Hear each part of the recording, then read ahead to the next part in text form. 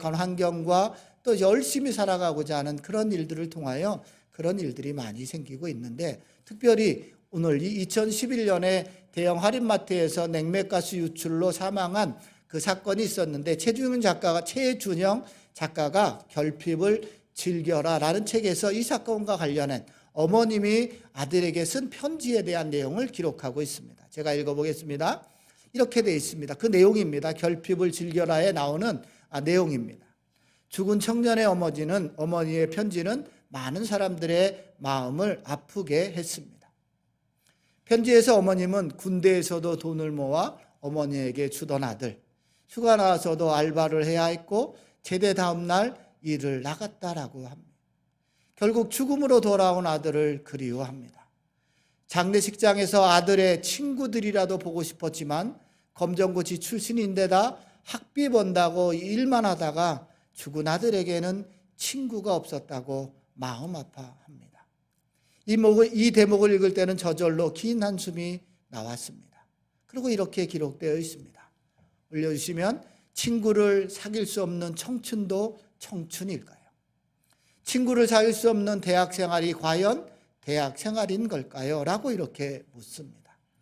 여러분, 우리 청춘들의 자아상을 이야기할 때, 여러분 제가 많이 가끔 멤버였지만 2007년도에는 88만 원 세대 이렇게 말했습니다.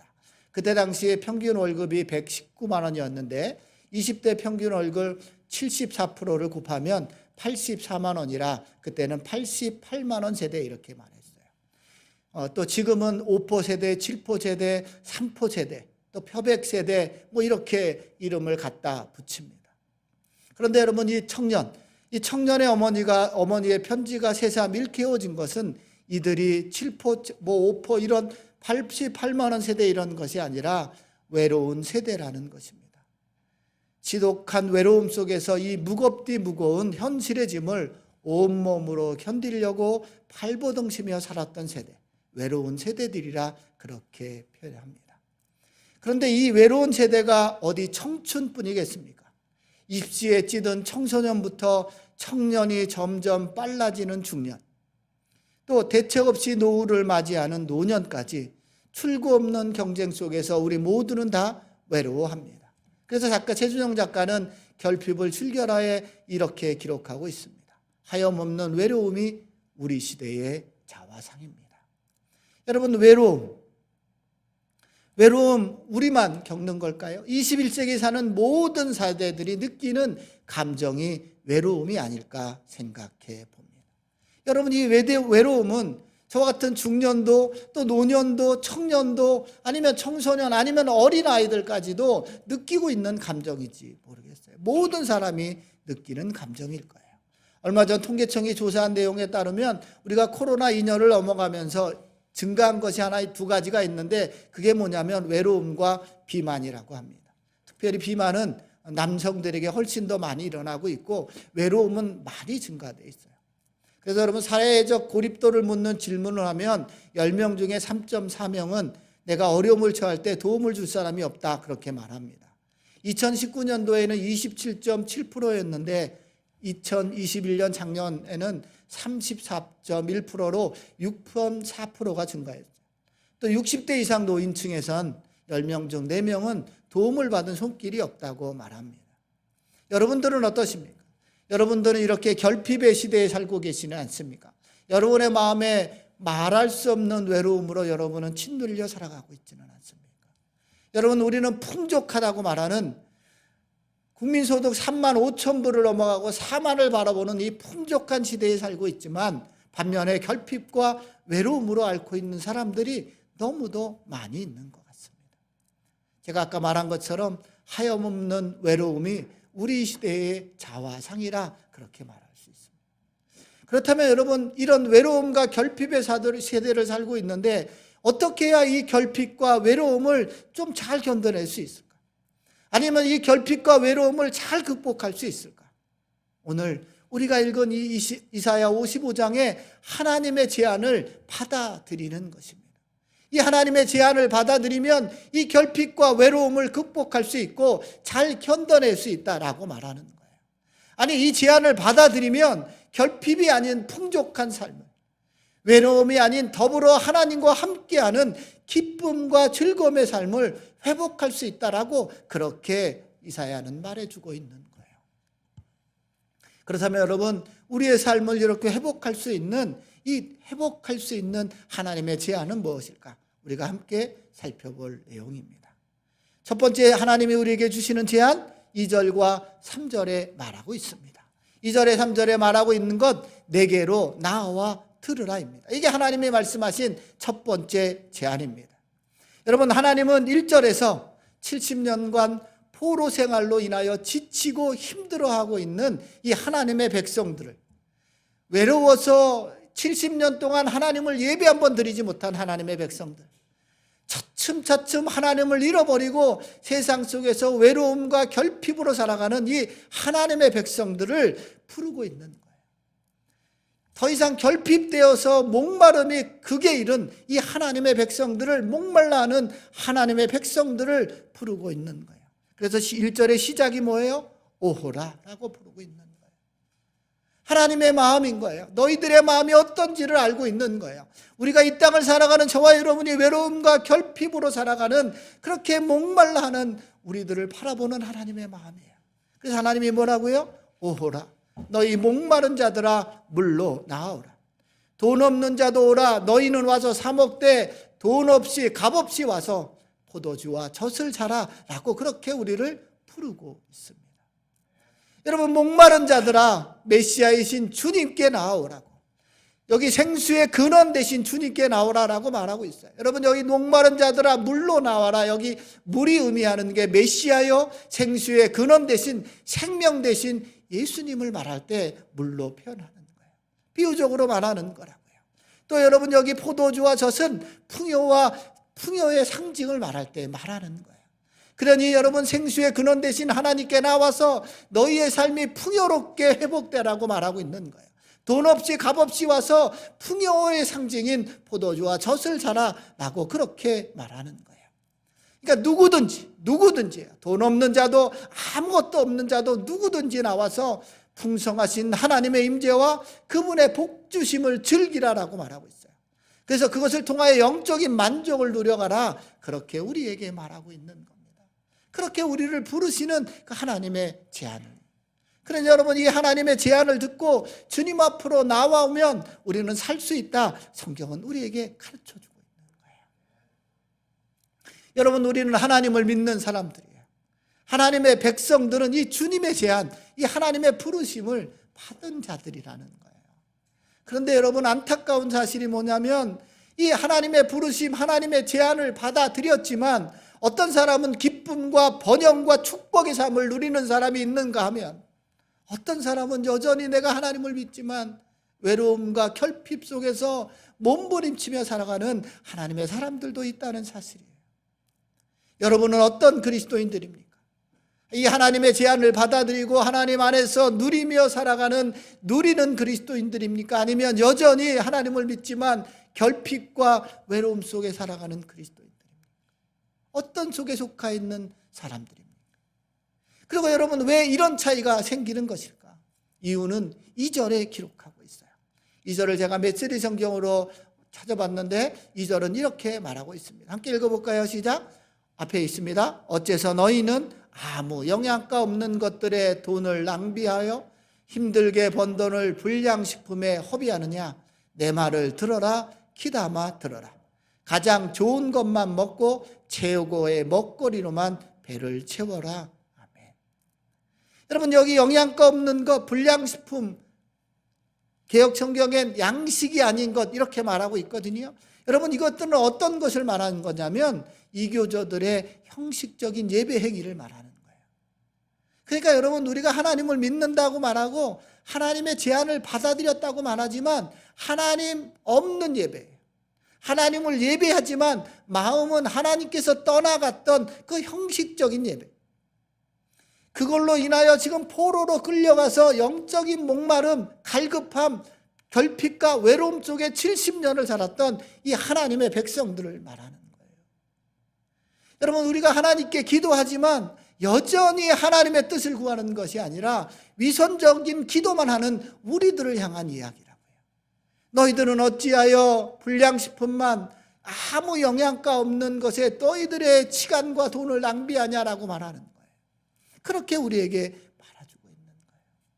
우리가 하나님을 사랑한다고 말하지만 하나님의 말씀을 듣고자 하는 것이 아니라 여전히 사람들에게만 보이려고 기도하는 그 바리새인, 위선적인 기도하는 사람들. 하나님을 예배한다고 말하지만 이 예배가 하나님의 영광이 아니라 우리만을 위하여 드리는 예배. 이런 사람들을 말하는 거예요. 이 기도하는 사람이 뭐 때문에 기도하는 거예요? 나의 유용을 위해서 기도하는 거예요. 사람들이 나를 기도하는 사람으로 알아주길 위해서 기도하는 거라고요. 하나님이 좋아서 하나님을 사랑해서 행복하기 때문에 하나님 앞에 엎드리는 것이 아니라.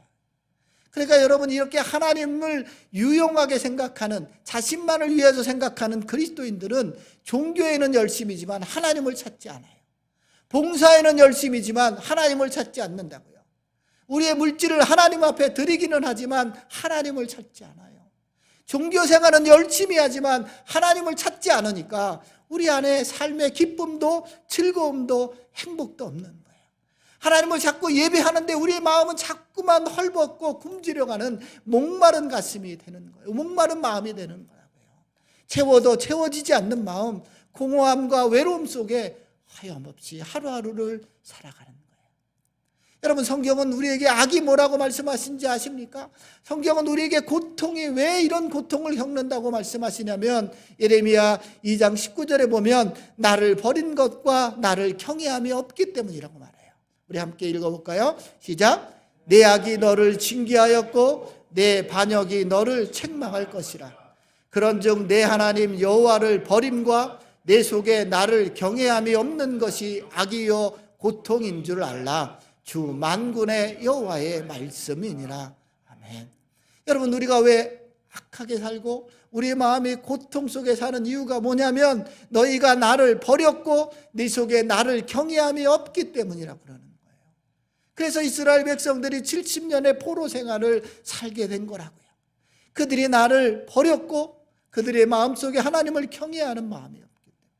여러분, 우리가 여전히 하나님을 예배하지만 목마르고 삶의 기쁨과 만족이 사라지고 감사가 이루어지는 이유가 뭐냐면 하나님 없이도 잘 살 수 있다고 생각하는 거예요. 하나님을 자꾸 잃어버리는 거예요. 하나님 없이도 내가 잘 살아갈 수 있을 것 같다고 착각하기 때문에, 마음으로 우리의 하나님을 버렸기 때문에, 주님께 우리의 마음을 닫아버렸기 때문에 우리는 여전히 고통 속에 살아가는 거예요. 외로움과 여전히 결핍 속에 살아가는 거예요. 사랑하는 성도 여러분, 만족한 삶, 기쁨과 즐거움의 삶을 살고 싶다면 오늘 이 하나님의 제안을 받아들여야 하는 거예요. 이 하나님이 우리를 부르시는 이 부르심의 소리를 들어야 하는 거예요. 3절 전반절에 보면 이렇게 말하고 있어요. 올려주시면 이렇게 말해요. 너희는 내게 귀를 기울이고 내게로 나와 들으라. 그리하면 너희의 영혼이 살리라. 너희는 내게 귀를 기울이고 내게로 나와 들으라. 그리하면 너희의 영혼이 살리라. 너희의 영혼이 사는 방법은 하나님께 나와 듣는 거예요. 나오되 우리의 마음을 정말 간절한 마음으로, 하나님을 찾는 간절한 마음으로, 내가 하나님을 경외하는 마음으로 그렇게 하나님 앞에 나와야 하나님의 소리가 들리기 시작하고 그 소리가 들려야 우리는 살아날 수 있는 거예요. 저는 오늘 말씀을 들은 하나님의 사람들, 들곳의 모든 성도들이 이 하나님의 제안, 첫 번째 제안을 받아들이심으로 우리의 영혼육이 다시 살아나는 은혜가 임하기를 주님의 이름으로 축원합니다. 두 번째 제안은요, 7절입니다. 7절에 뭐라고 되어 있어요? 7절은 이렇게 말해요. 악한 길과 불의한 생각을 버리고 확신으로 찾고 부르라입니다. 악한 길과 불의한 생각을 버리고 확신으로 찾고 부르라예요.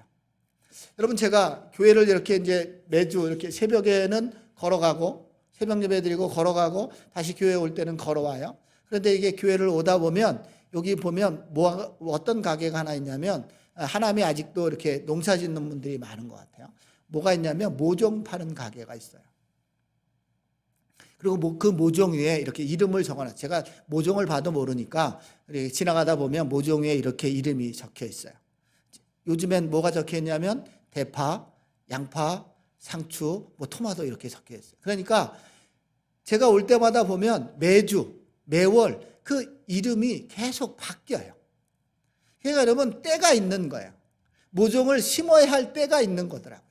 여러분, 그 모종을 심어야 할 때를 놓치면 그 농사는 질 수 없는 거예요. 3월 달에 심을 모종을 4월 달이나 5월 달에 심으면 열매는 나지 않는 거죠. 그걸 보면서 느끼는 게 있는데, 모든 게 때가 있구나, 이런 생각이 들어요. 그러니까 사람들은 그것을 알고 그때에 그걸 사다가 갖다 심으면 되는 거예요. 만약에 제가 농사 지면 그때를 몰라서 아마 모를. 제가 아는 분도 농사를 짓는데 작년에 처음으로 농사를 지어봤는데 그때를 못 맞히니까 늦게 심고 빨리 심으니까 열매가 잘 나지 않는 거예요. 여러분이 잘 아는 말씀 전도서 3장 1절과 2절에 보면 이렇게 말하지요. 범사에 기한이 있고 천하 만사에 다 때가 있다. 날 때가 있고 죽을 때가 있고 심을 때가 있고 심은 것을 뽑을 때가 있고 죽을 때가 있고 살 때가 있고 뭐 계속 때를 말하잖아요. 여러분, 이 때를 놓치면 작물을 심을 수 없는 것처럼 우리의 인생에도 때가 있다, 그렇게 말하는 거예요. 여러분, 그 때를 잘 잡아야 하는 거예요. 여러분, 그 때가 많이 있는 것 같지만, 그 때가 늘 있는 것 같지만 그렇지 않아요. 저는 소망에 있던 많은 형제들을 보지만 그 형제들이 그 때를 놓치고 하나님을 잃어버리는 사람들을 많이 봐요. 어떤 형제는 그 때를 놓치고 죽음에 이르는 형제들도 있었어요. 여러분, 그것이 그들만의 문제일까요? 우리에도 문제예요. 그 때를 잘 만나야 해요. 오늘 말하는 건 뭐라고 말해요? 6절에 보면 이렇게 말하죠. 6절에 너희는 여호와를 만날 때에 찾으라, 가까이 계실 때에 그를 부르라라고 말하고 있어요. 여호와를 만날 만한 때에 찾으라, 가까이 계실 때에 부르라라고 말하고 있다고요. 여러분, 이 여호와를 만날 때, 가까이 계실 때가 언제일까요? 여러분은 언제 이 하나님을 만날 때일까요? 여호와를 만날 만할 때 하나님이 가까이 계실 때가 언제일까요? 저의 경우를 보면 마음이 가난할 때예요. 저의 심령이 가난할 때예요. 하나님이 저에게 회개의 마음을 불릴 때 주실 때 하나님을 만날 때라고요. 하나님을 가까이 하실 때예요. 그리고 여러분이 하나님이 내 속에 있는 악을 보여주시면서 그 악한 길에서 돌이키라고 말씀하실 때, 그럴 때 하나님을 만날 때예요. 그럴 때 정말 막 하나님이 간절히 보고 싶어요. 하나님, 내가 이렇게 살 수밖에 없는데, 이렇게 연약해서 쓰러질 수밖에 없는데, 하나님, 내가 하나님이 보고 싶습니다. 하나님을 만나고 싶습니다. 하나님의 이름을 부르고 싶습니다. 오늘 찬양하는 것처럼 하나님이 우리에게 돌아오라고 말씀하신 것처럼, 하나님 민수기 6장에서 말한 것처럼 우리에게 복 주기를 원하는데 너희가 내 앞에 나오지 않는다고 하는 이 갈급한 마음을 주실 때, 그런 생각을 주실 때 하나님이 그립고 주님이 가까이 계신 것 같이 그렇게 느낄 때라고요. 여러분, 이때 하나님 앞에 와야 하는 거예요. 하나님이 우리에게 이런 마음을 주실 때 하나님 앞에 나와야 하는 거예요. 이 마음을 주실 때 하나님 앞에 나오지 않으면 우리의 마음이 자꾸 강팍해져요. 그래서 자꾸 하나님이 멀어지고 하나님과 관계가 끊어지기 시작하고 세상 연락 속에 살다가 하나님을 잃어버리는 거예요. 이스라엘 백성들처럼요. 지금 이스라엘 백성들. 여러분, 이때 하나님을 찾아야 하는 거예요. 이때 하나님의 이름을 불러야 하는 거예요. 그럴 때 회복이 임한다고 하나님은 우리에게 약속해 주고 있는 거예요. 이사야서 65장 10절에 보면 이렇게 말하고 있어요. 이렇게 하나님을 찾는 자, 하나님 앞에 나오는 자들은 하나님의 은혜가 이렇게 임한다라고 메시지 성경은 우리에게 이렇게 가르쳐주고 있어요. 함께 읽어볼까요? 시작. 서쪽의 움창한 골짜기는 양떼를 위한 초장이 되고 동쪽의 악을 골짜기는 가축을 방목하는 곳이 될 것이다. 힘써 내게 나오는 자들, 힘써 나를 원하는 자들, 진심으로 나는 찾는 백성들이 이것을 누리게 되리라. 아멘. 여러분, 서쪽에 사론의 골짜기라고 말하고 있어요. 서쪽에 울창한 골짜기, 정말 이스라엘에 별로 없는 평지 같은 곳이에요. 이게 서쪽에 울창한 골짜기거든요. 이스라엘에 없는 정말 평야예요. 그곳이 뭐라고요? 양떼를 위한 초장이 되고 동쪽의 악을 골짜기, 그곳은 가축을 방목하는 아주 최상의 장소가 있는데, 그런 곳이 누구의 것이 된다고요? 어떤 사람의 것? 힘써 내게 나오는 자들, 힘써 나를 원하는 자들, 진심으로 나를 찾는 백성들이 이런 것을 누리게 될 것이다 라고 말하고 있는 겁니다. 이게 하나님의 우리에게 주시는 축복이에요. 오늘 13절 읽진 않았지만 12절과 13절에도 이런 축복이 임한다고 말하고 있어요. 제가 13절을 읽어봅니다. 올려주시면 13절은 이렇게 말해요. 이런 회복이 일어난다고요. 가시나무가 자라던 곳에서 잣나무가 자랄 것이며, 세 번역 성경입니다. 찔레나무가 자라던 곳에는 화석류가 자랄 것이다. 이것은 영원토록 남아있어서 주님께서 하신 일을 증언할 것이다. 여러분, 그냥 잠깐 자르고 하나 자르고 끝나는 것이 아니라 영원토록 남아있어서 그것을 보는 자마다 뭐라고요? 하나님이 우리에게 계셨구나. 하나님이 우리에게 이렇게 이루어 주셨구나라고 증언하게 될 거라는 거예요. 어떤 자들에게요? 힘써 내게 나아오는 자들, 힘써 나를 원하는 자들, 진심으로 나를 찾는 백성들에게 이렇게 나오는 거예요. 반면에요, 주님의 제안을, 이 제안을 거절하면, 회개의 마음을 주실 때도 찾지도 하나님을 부르지도 않으면 그들을 기다리는 것은 고통이요, 심판이요, 수고하지만 아무것도 얻지 못하는 인생, 결핍과 늘 외로움으로 살아가는 그런 인생이 된다고 성경은 우리에게 약속해 주고 있습니다. 사랑하는 성도 여러분, 하나님을 만날 때, 하나님을 부를 때에 주님을 만나고 부르고 계십니까? 아니면 그때를 놓치고 여전히 피폐하고 목마른 삶을 살아가고 있습니다. 여러분, 이제 악한 길에서 불의한 생각을 버리고 여호와께 돌아가는 은혜가 저와 여러분에게 있기를 주님의 이름으로 축원합니다. 이것이 바로 우리가 살 길이라 성경은 말해주고 있어요. 사랑하는 성도 여러분, 이제 결론을 맺으면 이렇게 여러분에게 결론하며 질문을 드립니다. 여러분, 종교적인 사람의 기도와 복음적인 사람의 기도의 차이가 무엇인지 아십니까? 종교적인 사람의 기도와 복음적인 사람의 기도의 차이가, 결정적인 차이를 J.D. 그리어라고 하는 목사님이 기도 먼저라는 책에 이렇게 말하고 있어요. 전자는, 올려주시면, 전자는 하나님께 뭔가를 얻기 위해 기도하지만 후자는 하나님을 더 얻기 위해 기도한다. 종교적인 사람의 기도와 복음적인 사람의 기도의 차이예요.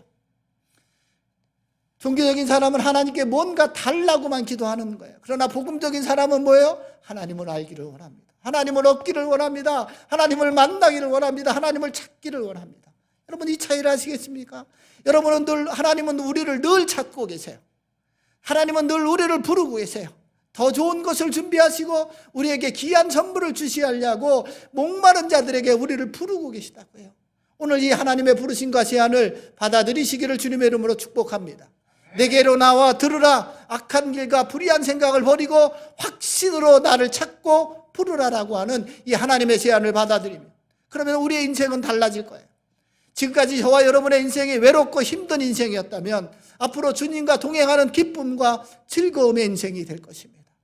지금까지 우리의 인생이 결핍의 인생이었다면 좋은 것을 먹고 기름진 것으로 즐거움을 없는 풍성한 축복이 임하는 그런 인생이 될 것이라고요. 여러분, 이 약속은 저의 약속이 아니라, 제 말이 아니라 하나님의 약속이에요. 하나님의 제안하시는 하나님의 약속이라고요. 사랑하는 성도 여러분, 외로움과 결핍은 세상에 그 어떤 것으로도 채울 수 없는 거예요. 오직 채울 수 있는 것, 오직 하나님을 부르는, 우리를 부르시는 하나님의 그 제안을 받아들이고 그렇게 하나님 앞에 나오는 거예요. 그렇게 주님께 나와 듣는 자들, 회개하며 주님의 약속을 확신하며 부르고 찾는 자들, 그런 자들에게 외로움과 결핍이 채워진다는 사실을 기억하면 좋겠습니다. 오늘 말씀을 들은 저와 여러분 안에 이런 은혜가 넘쳐나기를 주님의 이름으로 축복합니다.